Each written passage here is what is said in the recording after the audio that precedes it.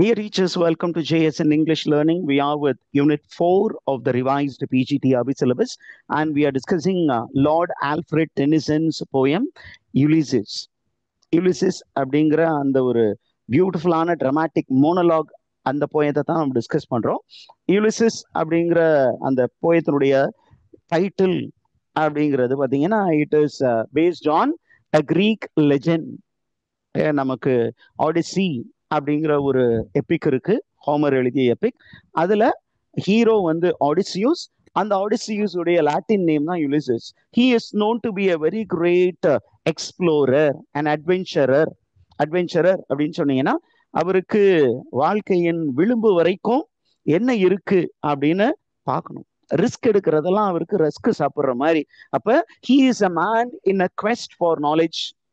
அந்த மனிதன் வந்து அவளது கடைசி காலத்துல கூட என்ன பண்ணணும்னு நினைச்சாரு, புதுசா ஏதாவது ஒண்ணு தெரிந்து கொள்ள வேண்டும் என்ற வேட்கையோடு இருந்தார். அவரை பற்றியதான ஒரு போயம், ரொம்ப அழகான ஒரு போயம். என்ன அப்படின்னா, அந்த மாடர்ன் மேனுக்கு ஒரு அட்வைஸ் கொடுக்குற மாதிரி லார்ட் ஆல்ஃபிரட் டென்னிசன் எழுதி இருக்கிறார். According to Lord Alfred Tennyson, being idle is useless, it is becoming rusted. துருப்பிடித்து போய்விடுவீர்கள் நீங்க எதுவும் வேலையும் செய்யாம இருந்தீங்கன்னா. வாழ்க்கையில கடைசி மூச்சு இருக்கும் வரையிலும் என்ன பண்ணணும் அப்படின்னா, ஓடிக்கொண்டே இரு, உழைத்து கொண்டே இரு அப்படின்னு சொல்ற மாதிரி ஒரு போயம் எழுதியிருக்காரு. நம்ம மொத்தம் எத்தனை ஸ்டான்ஸான்னு சொன்னோம்? இந்த போயத்துல மொத்தமே 4 ஸ்டான்சாஸ் இருக்கு. ஈக்குவல் ஸ்டான்ஸா இல்ல, அன்ஈக்குவல் ஸ்டான்சாஸ். அதனாலதான் இதை வந்து ஃப்ரீ வேர்ஸ்ன்னு சொல்றோம். அப்ப ப்ரிடாமினண்டா என்ன மீட்டர் யூஸ் பண்ணியிருக்காங்க அப்படின்னா, அன்ரைம்டு iambic pentameter அப்படின்னா blank verse பயன்படுத்தி இருக்கிறாங்க. The tone of the poem is yearning. Yearning means longing. அதே நேரத்துல கடந்த காலத்தை பத்தி நினைச்சு பார்க்கும்போது there is nostalgia or reminiscence. சரி, தீம் என்ன சார் அப்படின்னு கேட்டீங்கன்னா, தீம் வந்து சிம்பிள். மொர்டாலிட்டி, ஏஜிங் பத்தி. ஏஜ் அதிகமானாலும் we should love to be adventurous அப்படின்னு சொல்லக்கூடிய ஒரு poem. ஓகே, இந்த ஃபர்ஸ்ட் ஸ்டான்ஸா எதை பத்தி சொல்றாரு அப்படின்னா, as an older man Ulysses is speaking about his spirit contrasted with the spirit of the people of Ithaca. அவருடைய எண்ண ஓட்டம் எவ்வாறு இருக்கிறது, அவருடைய மக்கள் இருக்காங்களா இத்தாக்காவை சேர்ந்த மக்கள், அவர்களுடைய எண்ண ஓட்டம் எப்படி இருக்கிறது அப்படின்னா அப்படியே ஒரு கான்ட்ராஸ்ட் மோட்ல காட்டியிருக்கிறார், வேறுபடுத்தி காட்டியிருக்கிறார். என்ன சொல்றாரு அப்படின்னா, இத்தாக்கா தான் என்னுடைய தேசம். இந்த தேசத்து மக்கள் எப்படி இருக்காங்கன்னா, அவங்க ஒரு டிப்பிக்கல் கேபிட்டலிஸ்ட் மைண்ட் செட்ல இருக்கிறாங்க. கேபிட்டலிஸ்ட் மைண்ட் செட் அப்படின்னா முதலாளித்துவம். என்ன அப்படின்னா, காசு பணம் நிறைய சேர்க்கணும், நல்லா சாப்பிடணும், நல்லா தூங்கணும், போதும் அப்படிங்கிற ஒரு மைண்ட் செட்ல அப்படியே சாச்சுரேட் ஆகிட்டாங்க. அவங்க ஒரு நிறைவு அடைந்த நிலை ஆயிட்டாங்க. இதுக்கு மேல என்ன இருக்குன்னு எக்ஸ்ப்ளோர் பண்ண தவறுகிறார்கள். ஆனா நான் அப்படி இல்லை. எனக்கு வயசானாலும் உள்ள வந்து நான் யங்கா இருக்கேன். ஒரு யங் மேன் அப்படின்னு சொன்னா அவன் எப்பொழுதுமே எனர்ஜெட்டிக்கா இருப்பான், ஏதாவது புதுசா கத்துக்கணும்னு நினைப்பான். அப்ப இவருக்குமே as a sailor he longs to explore the untraveled world. இதுவரைக்கும் போகாத உலகங்கள், புதிய புதிய தேசங்கள், புதிய புதிய மக்கள்கள், புதிய புதிய கலாச்சாரம், பண்பாடு, நாகரிகம் அப்படிங்கிறதெல்லாம் கத்துக்கணும்னு ஆசை இருக்கு. அப்ப என்ன சொல்றாரு, அழகா நமக்கு நிறைய ரெஃபரன்சஸோட சொல்றாரு. என்ன அப்படின்னா, வாழ்க்கைய நான் ஃபுல்லா அனுபவிக்கணும்னு நினைக்கிறேன். அனுபவி ராஜான்னு அனுப்பி வச்சான். அதனால கடவுள் என்னை அனுபவிக்க அனுப்பிச்சு வச்சிருக்காரு. நான் பாசிட்டிவா அனுபவிக்க போறேன். அங்க பாத்தீங்கன்னா அந்த பாட்டுல ஆண்டவன் படைச்சான், என் கிட்ட கொடுத்தான், அனுபவி ராஜான்னு கொஞ்சம் நெகட்டிவா இருக்குன்னு வச்சுக்கலாம். இங்க லைஃப்ல நான் என்ன பண்ண போறேன், கம்ப்ளீட்டா யூட்டிலைஸ் பண்ண போறேன். எது மாதிரி அப்படின்னா, ஒயினை வந்து குடிச்சிட்டு இந்த கடைசியா இருக்கக்கூடிய அந்த செடிமெண்ட்டை நான் டேஸ்ட் பண்ற மாதிரி அதை கூட நான் டேஸ்ட் பண்ணணும்னு ஆசை நினைக்கிறேன் அப்படின்னு சொல்லிட்டு தன்னுடைய கடந்த காலம், நிகழ்காலத்தை பத்தி அந்த ஃபர்ஸ்ட் ஸ்டான்ஸால பேசுறாரு. ரெண்டாவது ஸ்டான்ஸால எதை பத்தி பேசுறாரு, he speaks about his past. கடந்த காலத்துல நான் நிறைய ஜேர்னி போயிருக்கேன். அந்த ஜேர்னி மூலியமா எனக்கு என்ன கிடைச்சிருக்கு, எக்ஸ்பீரியன்ஸ் கிடைச்சிருக்கு. அந்த எக்ஸ்பீரியன்ஸை ஒரு மெட்டஃபரோட ஒப்பிடுறாரு. என்ன அப்படின்னா, அது வந்து ஒரு ஆர்க் மாதிரி, ஒரு தோரண வாயில். அந்த தோரண வாயிலுக்கு அந்த பக்கம் இருந்து இதுவரையிலும் நான் போகாத தேசங்கள் எல்லாம் என்னை யுலிசஸ் வாடா வாடா அப்படின்னு கூப்பிடுது. அதனால நான் என்ன பண்ண போறேன், இங்கேயே முடங்கி போய் இந்த தோரண வாயிலுக்கு இந்த பக்கமே என்னுடைய மக்கள் மாதிரி நான் இருக்க போறதில்ல.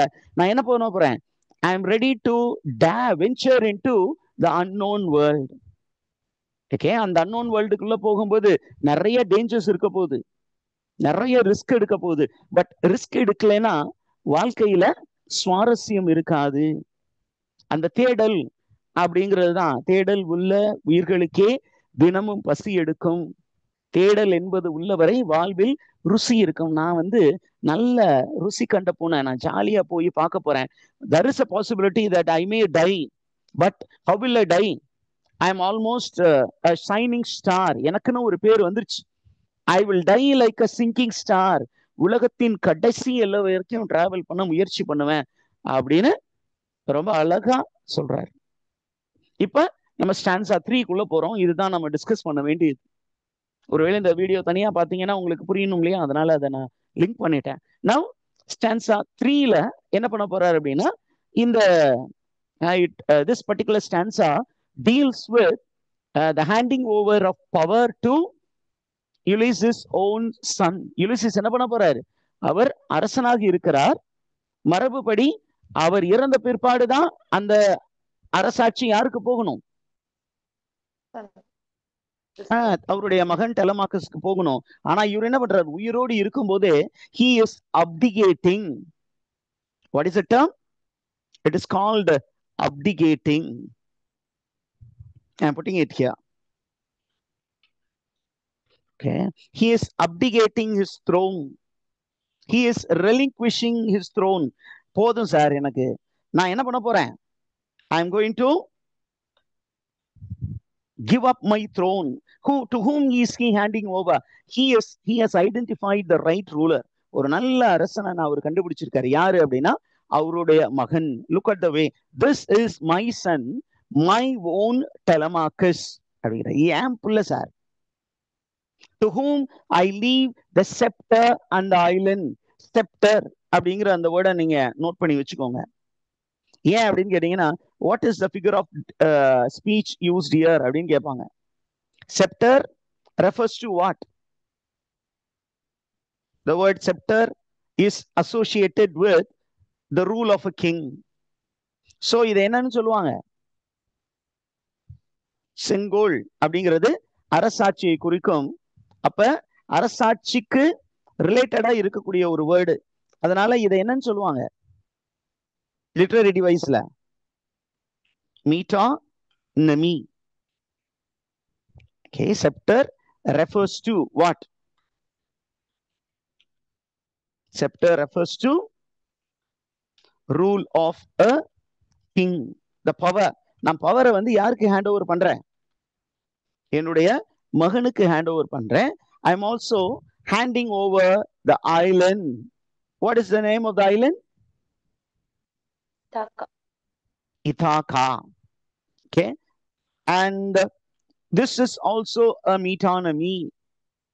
அந்த இடத்தை மட்டும் ஒரு விட்டு போல, அந்த இடத்துல இருக்கிற மக்களையும், என் தேசத்தை நான் ஒப்படைக்கிறேன் அப்படின்னா அந்த தேசம் அப்படிங்கும்போது உள்ள இருக்கிற மக்களையும் சேர்த்துதான். So it is again a beautiful example of metonymy. Right? metonymy அதுவும் ஒரு பியூட்டிஃபுல் எக்ஸாம்பிள். அப்புறம் சொல்றா பாருங்க, டெலமாக்கஸ் பத்தி சொல்லும் பொழுது என்ன சொல்றாரு? He is well loved of me. I love him very much. And he is going to speak about the merits of Telemachus. Telemachus அவன்கிட்ட என்னென்ன குட் குவாலிட்டி இருக்கு அப்படின்னா, he is good at discernment. Okay, he is good at discernment. What do you mean by discernment, teachers? பகுப்பாய்வு திறன். discernment na the ability to make judgment. அவனால சரியான தீர்ப்பு செய்ய முடியும். எது நல்லது எது கெட்டது என்று ஆய்ந்து அறியக்கூடிய திறன். இது ஒரு லீடருக்கான quality. He is very good in discerning to fulfill his labor. அவன்கிட்ட இந்த அரசாட்சி ஒப்படைக்கிறேன் அப்படின்னா அவன் ஒரு நல்ல நீதிபதியா இருப்பான். நல்ல அரசாட்சி குடிக்கக்கூடிய தலைமைத்துவ பண்பு அவனிடம் இருக்கிறது. நம்பர் 2, ரொம்ப முக்கியமான குவாலிட்டி ஒரு லீடருக்கு இருக்க வேண்டிய குவாலிட்டி என்ன அப்படின்னா, திருப்பியும் இங்க அழகா சொல்றாரு, he is very very prudent. இந்த மக்கள்கிட்ட எப்படி அரசாளனும் என்பது அவனுக்கு நல்லாவே தெரியும். very slow but very prudent. Prudent. What is the meaning of the what is the Tamil meaning? Tamil meaning of the word? யாருக்காவது தெரியுமா? Prudent. விவேகம். அவன் ஒரு விவேகம் மிகுந்தவன். விவேகம் மிகுந்த ஒரு மனிதன் என்ன பண்ணுவான் அப்படின்னா, these people are wild people. To make wild and rugged people, by slow prudence to make wild and rugged people, and through soft degree subdue them to useful and good. இவங்கெல்லாம் காட்டு மிராண்டிகள். இந்த காட்டு மிராண்டிகளை என்ன பண்ணுவாராம்? மெதுவா மெதுவா என்ன பண்ணுவாரு? அப்படியே அவங்களுக்கா அப்படியே அவங்க கூட டிராவல் பண்ற மாதிரி கொஞ்சம் ரூல்ஸ அப்படியே அவங்களுக்கு சாதகமா கொண்டு போற மாதிரி இவருக்கு சாதகமா திருப்பி அவங்கள யூஸ்ஃபுல்லா சிவிலைஸ்டா மாத்துவாரு. What will Telemachus do? Telemachus will change savage people into civilized people. savage people வந்து civilized people மாத்த வல்ல ஒரு வல்லான் இவன்.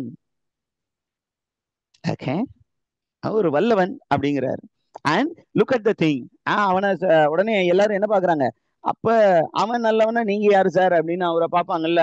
நீங்க ஏன் சார் இந்த வேலையெல்லாம் விட்டு போறீங்கன்னு அவன் சொல்றான் பாருங்க. Don't blame him. இப்படிப்பட்ட ஒரு அப்பனுக்கு இப்படிப்பட்ட ஒரு பிள்ளையா? இப்படி ஒரு அறிவு தாகம் உள்ள ஒரு அட்வென்ச்சரை லவ் பண்ற ஒரு பையனுக்கு இந்த மாதிரி ஒரு டம்மி பீசஸ்ன்னு சொல்லும்போது அவனை பிளேம் பண்ணாதீங்க.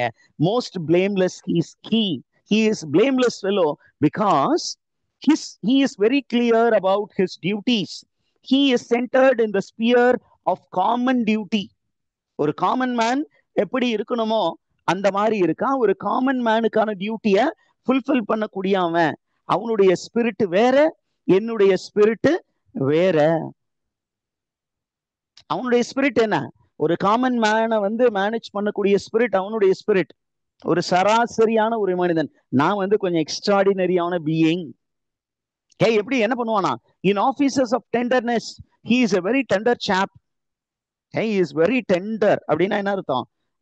என் வீட்டுல இருக்கிற எல்லா கிரீச்சர்ஸையும் பார்த்துக்குவான், எல்லா ஹியூமன் பீயிங்ஸையும் நல்லா பார்த்துக்குவான். he is known in emotional intelligence.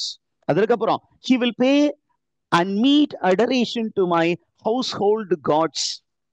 household gods அப்படிங்கிறது ரெண்டு விஷயத்தை குறிக்கும். ஒன்னு household gods, the references to the women folk. The other one is the ancient deities. கடவுளர்களுக்கு சரியான மரியாதை செலுத்தக்கூடியவன். அதே நேரத்துல என் வீட்டில் இருக்கக்கூடிய மங்கையர்களை நன்றாக பார்த்து கொள்ள கூடிய திறன் உடையவன் அப்படின்னு சொல்லிட்டு நான் போனதுக்கு அப்புறம் இவன் இந்த எல்லா வேலையும் யாரு பாத்துக்குவா? டெலமாக்கஸ் பாத்துக்குவாரு அப்படின்னு சொல்லிட்டு look at the final punch in the stanza. he works his I mine. அது அவன் வேலையை செய்வான் சார், நான் என் வேலைய பார்க்க போறேன். அவன் வேலை என்ன? இந்த டொமஸ்டிக் ஸ்பேஸை பார்த்துக்க வேண்டியது. என்னுடைய வேலை என்ன? நான் ஒரு குளோபல் சிட்டிசன், உலகம் சுற்றும் வாலிபன். அவன் இந்த ஏரியாவை மட்டும்தான் பாக்குறதுக்கு அவனுக்கு திறமை இருக்கு. அதனால அந்த திறனுக்கான வேலையை அவன்கிட்ட ஒப்படைச்சிட்டு நான் உலகம் சுற்ற கிளம்பிட்டேன் அப்படின்னு கிளம்புறாரு. Now we go to stanza number 4. stanza number 4 வந்து ரொம்ப இன்ட்ரெஸ்டிங்கா இருக்க போகுது. look at there lies the port.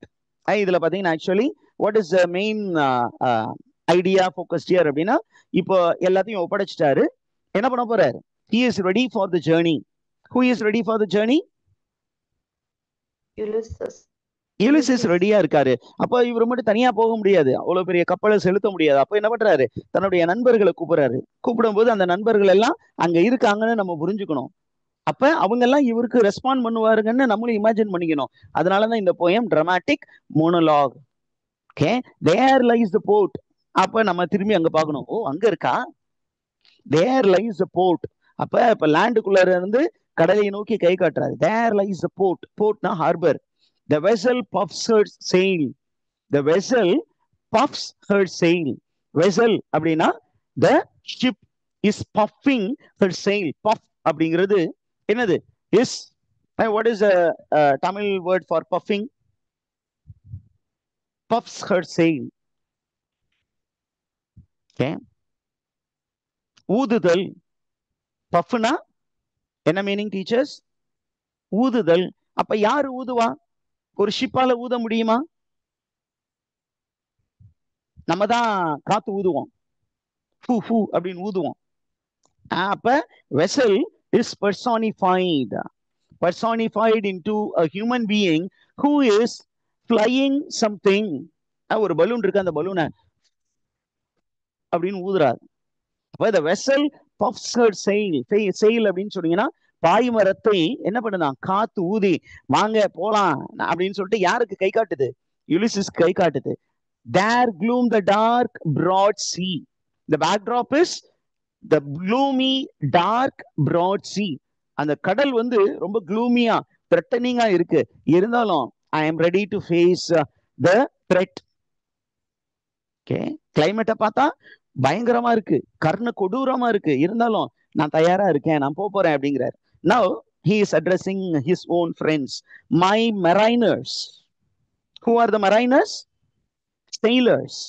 Here in the context of the poem, it is the companions of Ulysses. அப்ப Ulysses is a very elderly man. அப்ப அவருடைய mariners எப்படிப்பட்டவங்களா இருக்கணும்?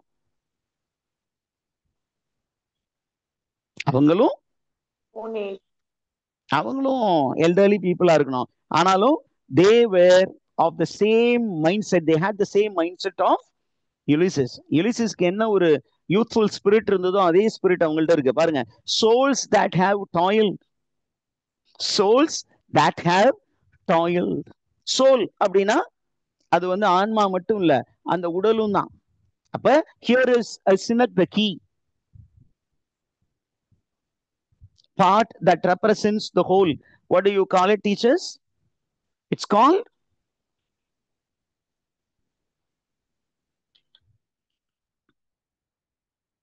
the part that represents the whole is called synecdoche. synecdoche அப்படின்னா இப்போ soul எங்க இருக்கும்? soul எங்க இருக்கும்? பாடிக்குள்ள இருக்கும். அப்ப souls that have toiled னா human beings who have toiled, who have wrought and thought with me. who have wrought அப்படின்னா they have put mental struggle, நிறைய கஷ்டப்பட்டு இருக்காங்க, மென்டலியும் கஷ்டப்பட்டு இருக்காங்க, பிசிக்கலி கஷ்டப்பட்டு இருக்காங்க கடந்த காலத்துல. And they thought with me, என்ன மாதிரியே யோசிச்சாங்க, என்னோடு யோசித்தார்கள். உடனே என்ன சொல்ற? that even with the frolic welcome took the thunder and sunshine. frolic welcome அப்படின்னா ரொம்ப ஜாலியா என்ன பண்ணாங்களாம்? இடி மின்னல் எல்லாம் எதிர்கொண்டார்கள் கடந்த காலத்தில். free hearts, free foreheads, you and I are old அப்படிங்கிறாரு. இந்த பாருங்க, இதெல்லாம் ரொம்ப முக்கியமான statement. free hearts, here heart refers to the body, அதனால synecdoche. forehead, free forehead, again forehead எங்க இருக்கு? பாடியில தான் இருக்கு. அப்ப he is referring to the human being. அதுக்கு மீனிங் இருக்கு, தனித்தனி மீனிங் இருக்கு. free heart அப்படின்னா a heart which is open to take anything.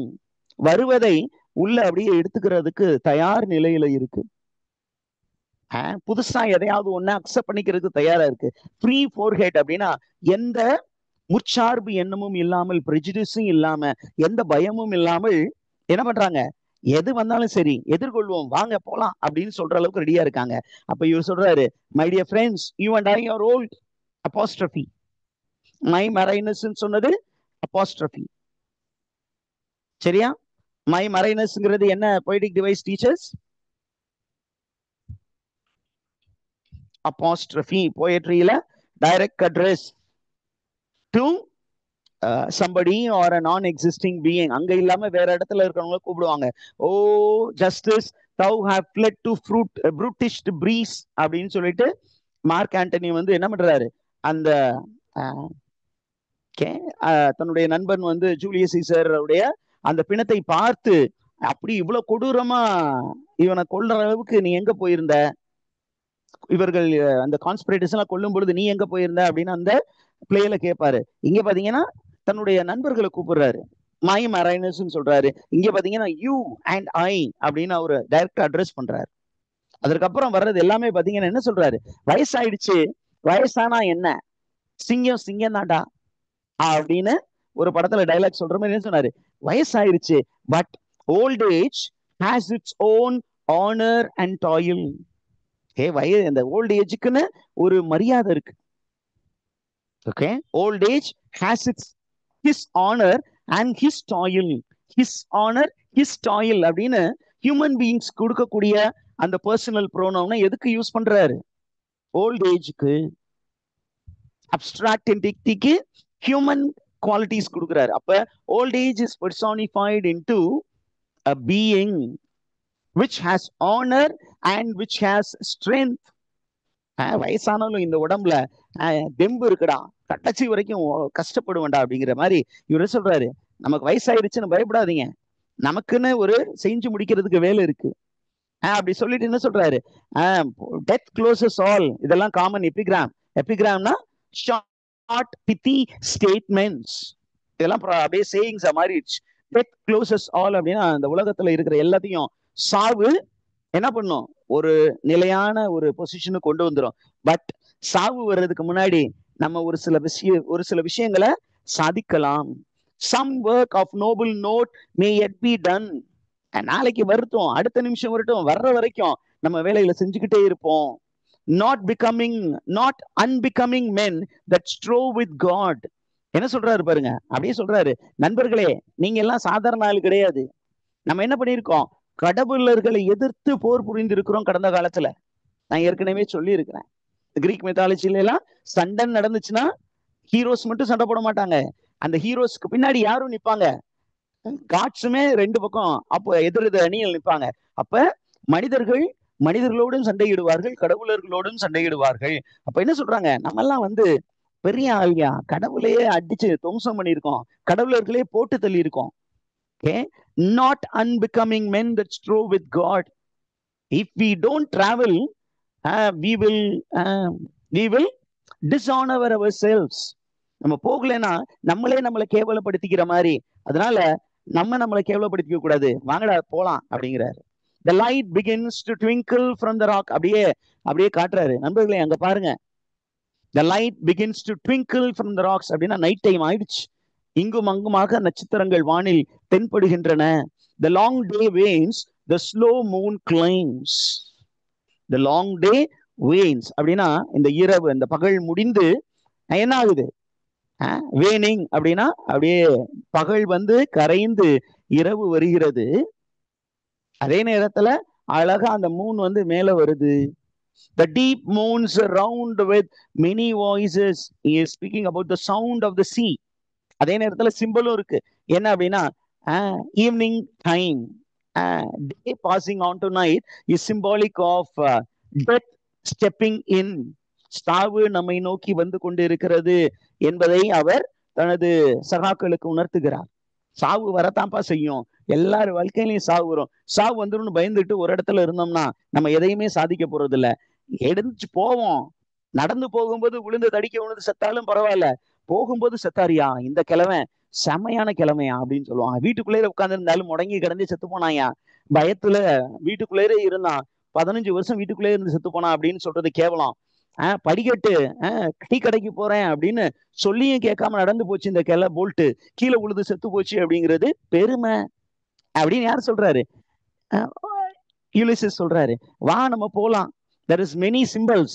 Night is symbolic of approaching death.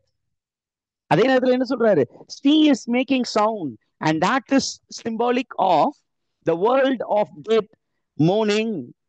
இறந்தவர்கள் எல்லாம் அழுது கொண்டு இருக்கிறார்கள். எதுக்காக, வாங்க தம்பிகளா, நாங்க தனியா இருக்கிறோம், நீங்களும் வாங்க அப்படின்னு சொல்லிட்டு now comes the motivation. பயங்கர மோட்டிவேட்டிவ் போயம் இது.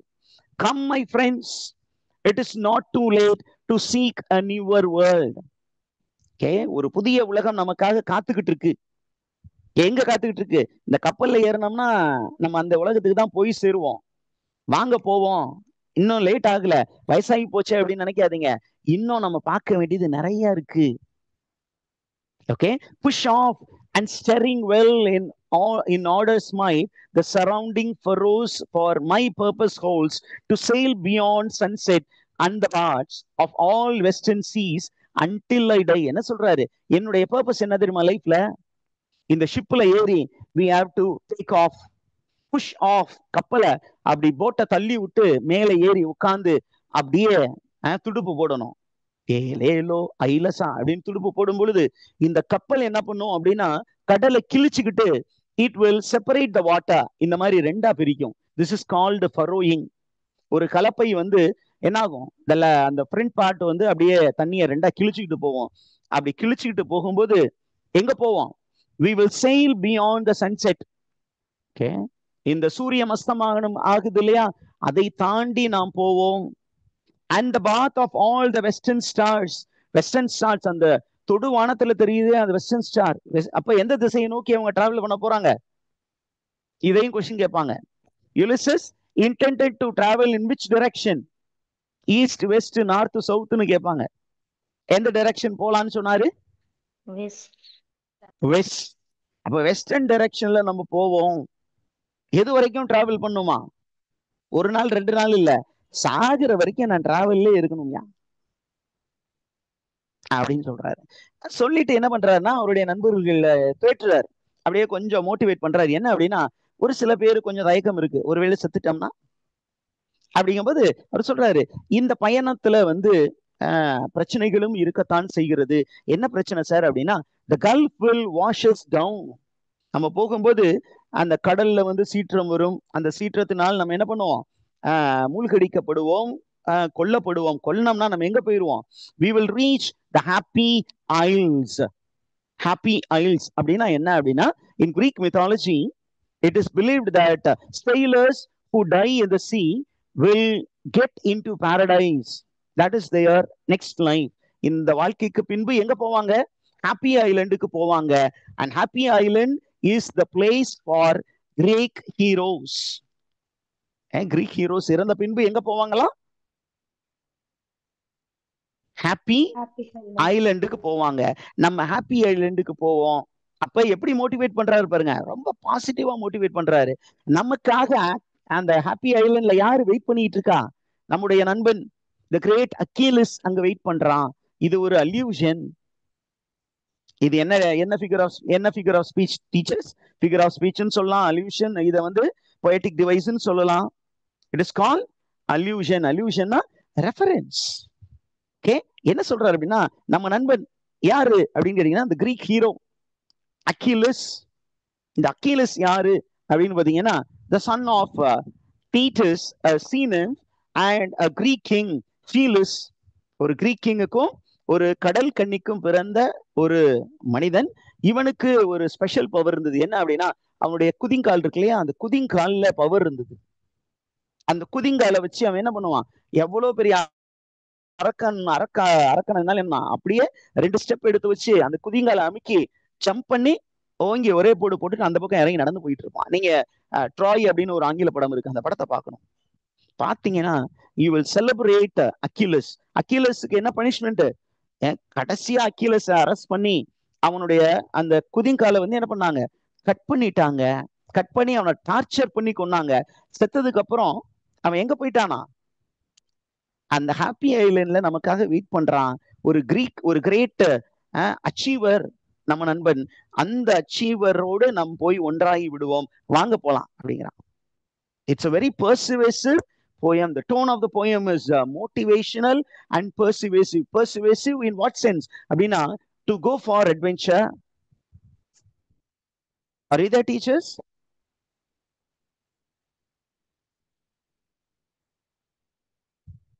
Okay, the last திருப்பியும் பாருங்க எப்படி மோட்டிவேட் பண்றான்னு. Though much is taken, much abides. Okay, though much is taken, much abides. இதுவுமே பாத்தீங்கன்னா ஒரு கைண்ட் ஆஃப் எபிகிராம், ஒரு சேயிங் மாதிரி இருக்கு, ஷார்ட் பிட்டி சேயிங். என்னன்னு சொல்றேன்னா, ஏற்கனவே நிறைய நம்ம கேதர் பண்ணிட்டோமே அப்படின்னா இன்னும் நம்ம கேதர் பண்ண வேண்டியது நிறைய இருக்கு. நான் தான் நிறைய படிச்சுட்டேன் இல்ல பிஜிடிஆர்பிக்கு அப்படின்னா, இன்னும் நிறைய படிக்க வேண்டியது இருக்கு. நீங்க ஒரு புக்ல ஒரு ரெஃபரன்ஸ் தான் படிச்சிருப்பீங்க. 10 புக்கு 10 ரெஃபரன்ஸை படிச்சீங்கன்னா தான் போர்டு எக்ஸாம்ல கேட்கக்கூடிய அந்த கொஸ்டினுக்கு நீங்க ஆன்சர் பண்ண முடியும். அப்ப don't be satisfied with one reading. Okay, so when much is taken, much abides. அதனால don't give up, keep fighting towards your goal அப்படிங்கிறாரு. Okay, we are not the strength which in old days moved earth and heaven. அவங்கள்ட்ட ஞாபகப்படுத்துறாரு, ஒரு காலத்துல நம்ம என்ன பண்ணோம், இளமை மிடுக்கல நம்ம என்ன பண்ணோம், இந்த பூமியையும் வானையுமே என்ன பண்ணோம், மூவ் பண்ணிக்கிட்டு இருந்தோம். இதெல்லாம் ஹைப்பர்பலி. இதை என்னன்னு சொல்றோம், hyperbolic statement.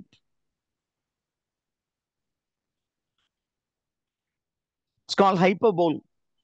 Exaggeration, heightened exaggeration.